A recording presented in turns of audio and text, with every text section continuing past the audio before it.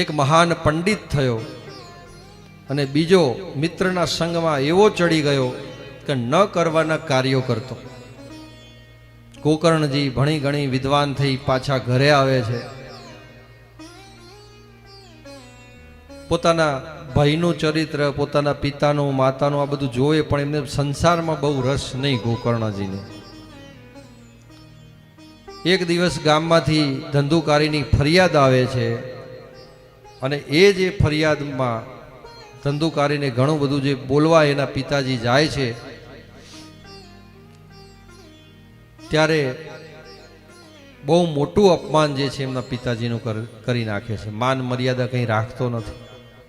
એટલે એના પિતાજીને બહુ દુઃખ થાય છે. ગોકર્ણજીને કહે છે કે ગોકર્ણ, તું તારા ભાઈને આ કંઈક સમજાવતો હોય તો. એટલે ગોકર્ણ કે શું કરું પિતાજી, આ ઘરની વાત છે, આ એક ઘરની, આપણા ઘરની થોડી વાત છે. કોઈ માણસ જે છે જેને સંતાન નથી એ પણ દુઃખી છે. જેને સંતાન છે અને માત્ર ભગવાને જેને દીકરીઓ જ આપી છે એ દુઃખી છે કે ભગવાને દીકરીઓના બદલે એક દીકરો આપ્યો હોય તો સારું હતું. અને માત્ર જેને દીકરો જ આપ્યો છે એ દુઃખી છે કે ભગવાને કંઈક દીકરી આપી હોય તો સારું હતું, કે કંઈક કન્યાદાન કરવા તો થાય.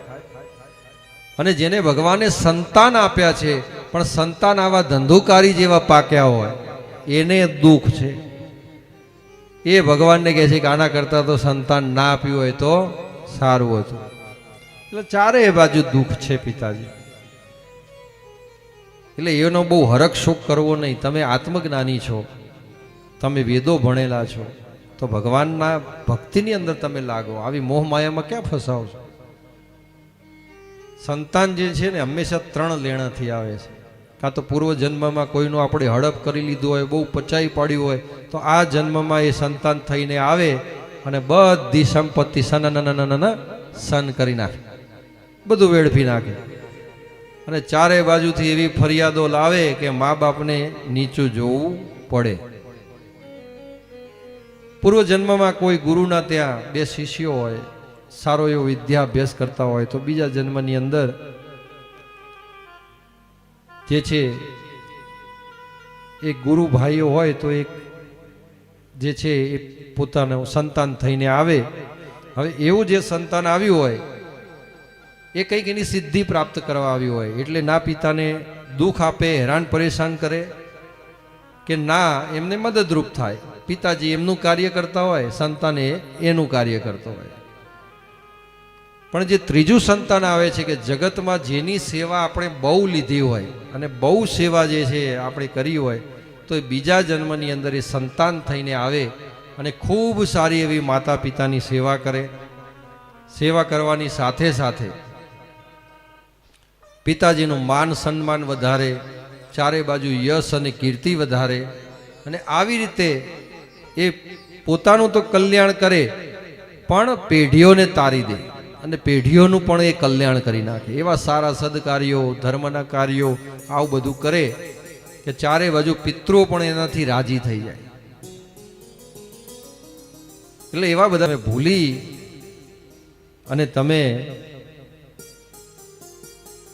વનમાં જઈને 10મ સ્કંદનો પાઠ કરો.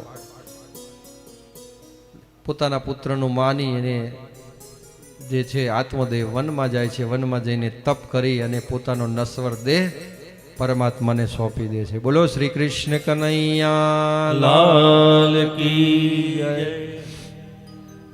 આ બાજુ જે ધાંધુલી હોય છે એ ધાંધુલી પાસે એનો પુત્ર જે આ ધંધુકારી છે કંઈક ને કંઈક માગણી કરે અને રોજ કજિયા કંકાસ થતા એટલે ગોકર્ણજી તીર્થયાત્રાએ નીકળી ગયા.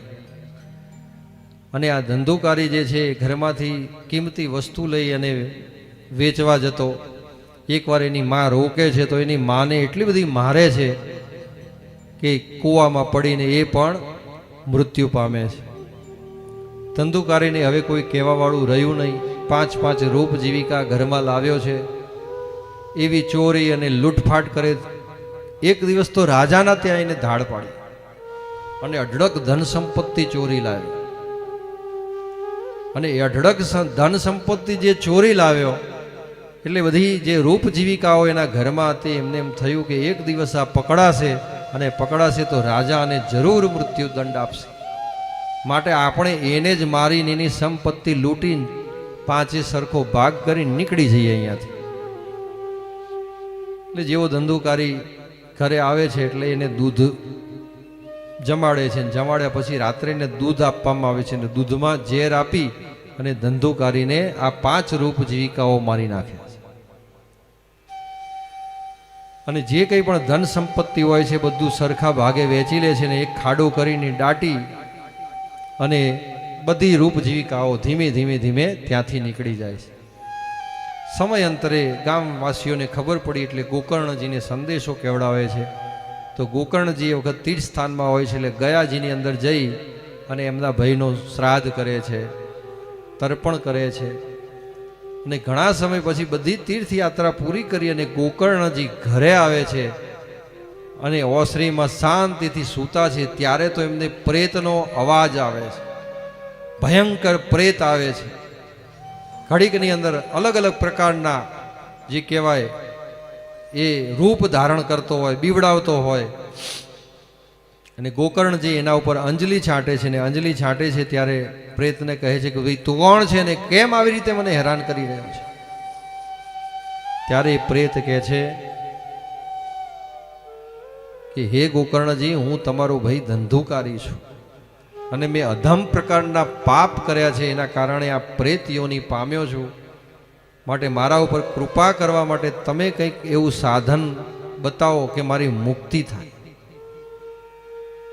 ગોકર્ણજી કહે છે કે ભાઈ, તે જેટલા પાપ કર્યા હોય પણ હવે કોઈને તું બહુ હેરાન પરેશાન કરતો નહીં. ભગવાને તને જે રહેવાનું સ્થાન આપ્યું હોય છે ત્યાં તું જા, અને તારા માટે હું કંઈક સદમાર્ગ શોધું છું, અને સદમાર્ગ શોધીને હું તારો આત્માનું કલ્યાણ કરીશ. પછી ગોકર્ણજી સૂર્યનારાયણની ઉપાસના કરે છે, અને સૂર્યનારાયણની ઉપાસનાથી એમને જાણવા મળે છે કે ભાગવત શાસ્ત્ર છે એ ભાગવત શાસ્ત્રને 7 દિવસ વિધિવત રીતે જો કરવામાં આવે તો આ પ્રેતની મુક્તિ થાય. પોતાના ગામવાસીઓ છે એમને વાત કરે છે, ગોકર્ણજીને કહે છે કે ભાઈ મારા ભાઈની મુક્તિ માટે મારે આ જે છે એ ભાગવતજીનું પારાયણ કરવું છે, 7 દિવસનો સપ્તાહ જ્ઞાન યજ્ઞ કરવો છે, તો તમે બધા મને એમાં સાથ સહકાર આપશો. ત્યારે બધા ગામ વાળા જે હોય છે બધા રાજી થઈ જાય છે અને કહે છે કે ભાઈ સારું, તમે આવું જ્ઞાન યજ્ઞ કરશો તો અમને પણ જ્ઞાનનો લાભ મળશે. અને એવી રીતે ગોકર્ણજી આ સપ્તાહ યજ્ઞ શરૂ કરે છે. અષાઢ મહિનાની સુદ પક્ષની 9મી તિથિની અંદર ગોકર્ણજી ભાગવતજી કરે છે.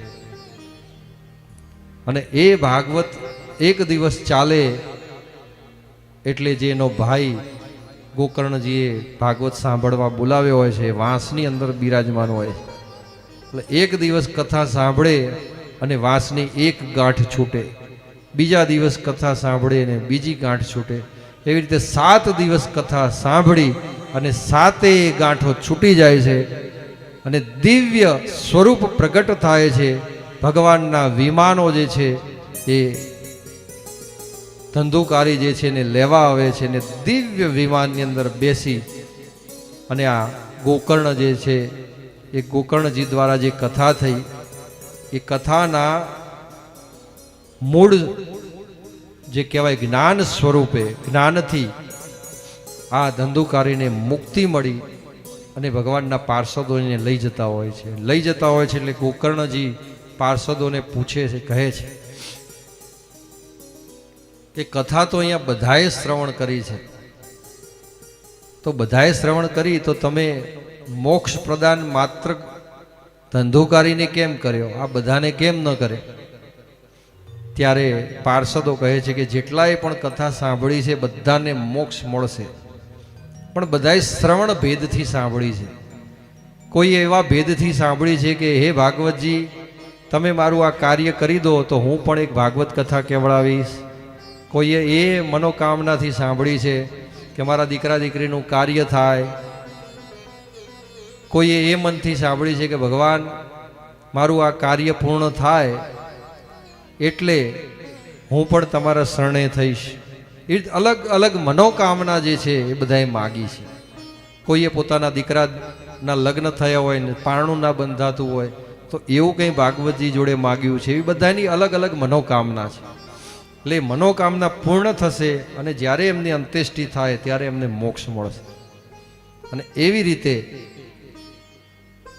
બધા પાર્ષદોએ કહ્યું કે આ જે ભાગવત આ બધાએ આ રીતે સાંભળી છે અને તમારા ભાઈએ જે આ કથા સાંભળી છે એ માત્ર 7 દિવસ વાયુપાન ઉપર રહી અને સાંભળી છે.